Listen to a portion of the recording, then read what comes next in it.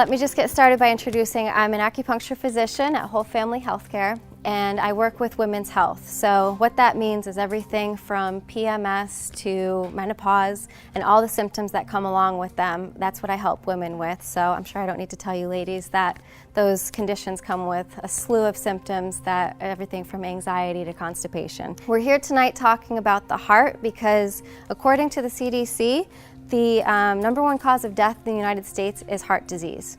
And not only are those numbers alarming to me, but there's also some other things with Chinese medicine. For the heart, we look at a whole mind-body approach. And so not just the physical heart and its ailments like heart disease, but things that affect the mind, so things like depression, all of that really plays into the heart pathologies as well. Women have, aches and pains, back pain, that sort of thing that doesn't respond to traditional painkillers. So they give them these things like Vicodin, Oxycontin, and then they're giving them really high doses for long periods of time because the pain starts to not respond to that medication anymore. It gets really, really problematic for expectant moms, and then neonatal withdrawal is a huge problem. And of course, the death number is an alarming statistic for women. In the past 10 years, the numbers have skyrocketed. So that's the mind, body, and spirit all encompassing heart that we're talking about here, and like I said, the numbers are very, very troubling for women. The heart is the most yang or fiery organ in the body, and it's the main communicator between all the other organs. And so if we look at its physical function of circulating blood throughout the body, you can see that connection. But then it's also, again, with the mind, it's that center for all of the emotions. So in Chinese medicine, the emotion that relates to the heart most closely, even though they all come back to the heart, every grief, anger, sadness, all of that is going to come back to the heart. Joy is the number one emotion that you can see through the heart. And so that can be joy or lack thereof. So people who are really depressed, you see them as having a lot of they're prone to anxiety attacks and that sort of thing. And this all comes back to the heart. So a couple other things that we usually say about the heart is that it's the emperor. It's like the one that sits on top and everybody else sort of reports back to it.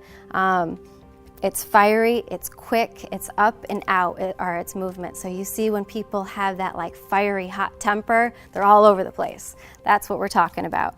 And in the mind, you're going to see this as, when it's healthy, a clear, concise thinking pattern. So also you'll see people who have heart conditions end up with Alzheimer's and dementia because it's that deterioration. So in the mind, we've got clear, sharp thinking. In the body, we've got the strength and good circulation within the heart, that pumping. And then in the spirit, it's that connection to the emotion of joy and that connection to others and to nature. It's like that overseer who kind of connects everything in the universe.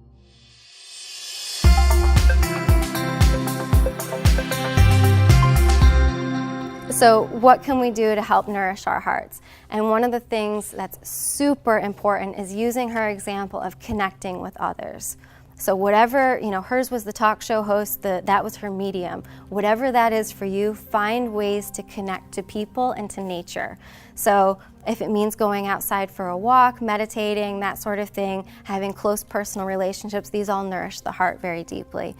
Things that kind of throw it into hyperdrive would be like the excess screens, TVs, computers, iPads. There's constant stimulus, and one of the ways that the heart sort of gets affected is through the eyes.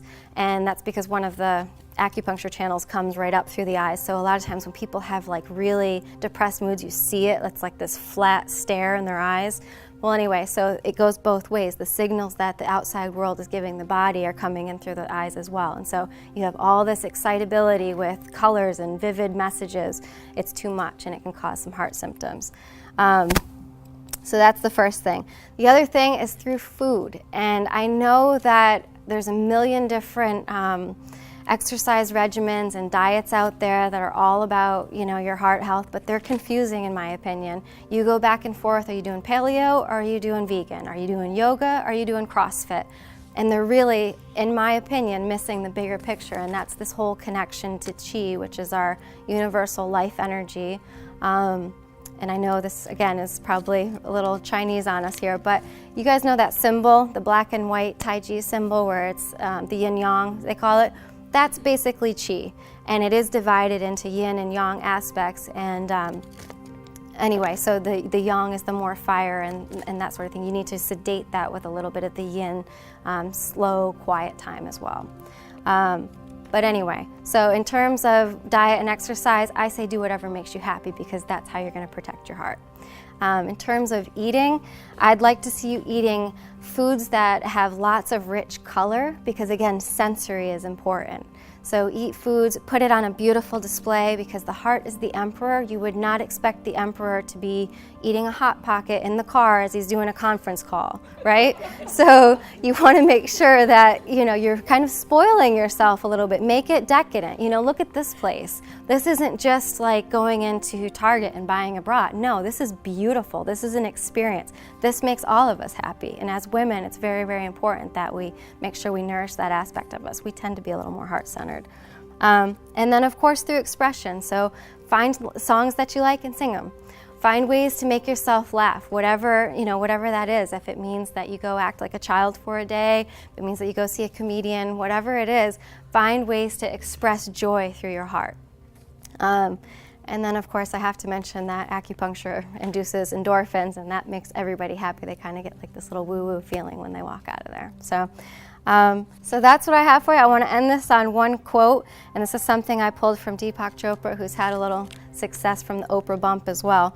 But he says, "Happiness and joy result from total acceptance of living in the present moment."